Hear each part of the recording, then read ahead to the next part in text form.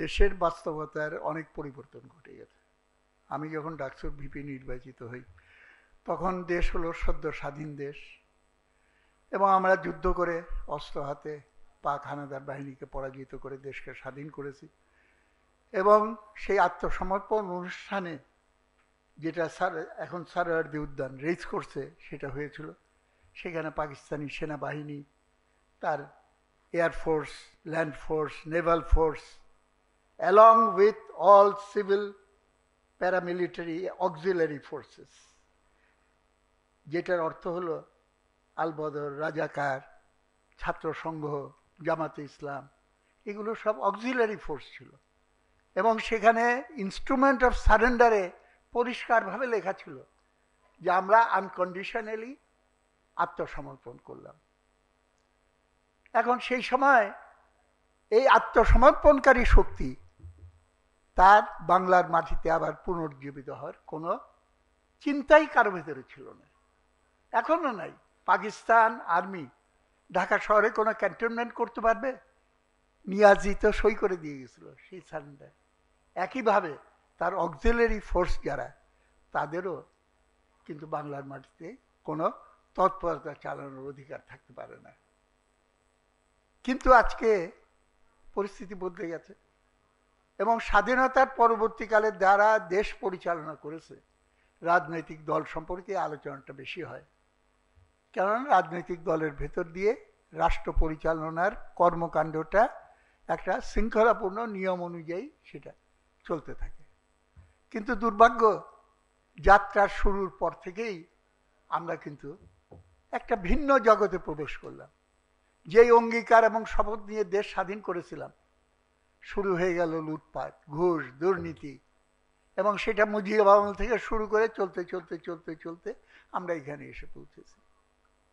এবং এই সময়ের রাজনীতি সম্পর্কে খালি আমি এই মন্তব্য করতে চাই, অনেক আগে আমি কমেন্টটা করেছিলাম, রাজনীতিতে এখন পলিটিক্স ঢুকে গেছে। সবাই হিসাব নিকাশ করে, মুক্তারি বুদ্ধি, কোথা দিয়ে কার বিরুদ্ধে চাল চললে কি হবে। আরেকটা কথা মনে রাখতে হবে, আমার অভিজ্ঞতায় বলি, সবাই মিলিয়ে দেখার চেষ্টা করেন। স্বপ্নগুলিতেই তৈরি হবে স্বপ্নের বাংলাদেশ।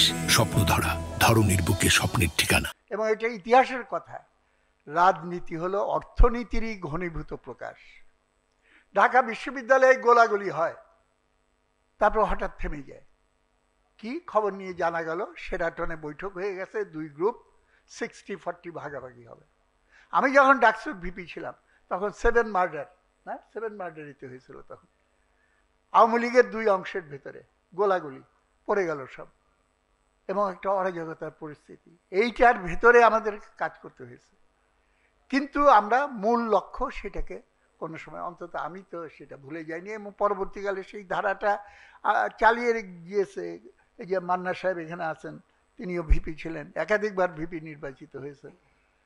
এবং সেই সময় আমি বক্তৃতা করে বলতাম, পাকিস্তানিরা আমাদের জীবন থেকে অনেকগুলো সময় চুরি করে নিয়ে গেছে, হারানো সময় পুনরুদ্ধার করতে হবে। সেই জন্য 3 বছরের কোর্স 2 বছরে কমপ্লিট করে আপনি দেশ গড়ার কারিগর হিসেবে নিজেকে গড়ে তোলেন। এই দেশকে গড়ে তুলতে হবে জনগণের আকাঙ্ক্ষা অনুযায়ী, সমাজতন্ত্রের পথে, শোষণমুক্ত এবং গণতান্ত্রিক রাষ্ট্র এবং সমাজ ব্যবস্থা প্রতিষ্ঠার দিকে। কিন্তু এটা চাইলেই তো হয় না। ওই সময়ও প্রতিক্রিয়ার শক্তি অনেক সময় এক চেহারা নিয়ে, অনেক সময় আরেক চেহারা নিয়ে তারা কিন্তু ষড়যন্ত্র করেছে।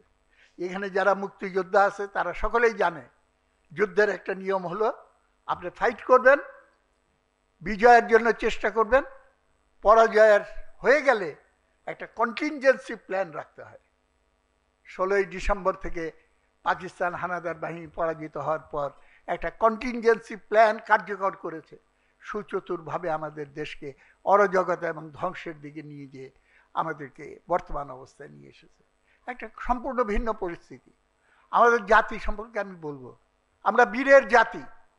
ভাষা আন্দোলন বলা হয়েছে, অন্যান্য আন্দোলন জানেন, আমরা একের পর এক বিজয় অর্জন করি, কিন্তু আমাদের দুর্ভাগ্য, আমরা বিজয় অর্জন করি কিন্তু বিজয় ধরে রাখতে পারি না। বারবার এটা হয়েছে, এবং সেটার কারণ গভীরে আমাদের বিশ্লেষণ করতে হবে, তা না হলে এই গোলক ধাঁধা থেকে আমরা বের হয়ে আসতে পারবো না।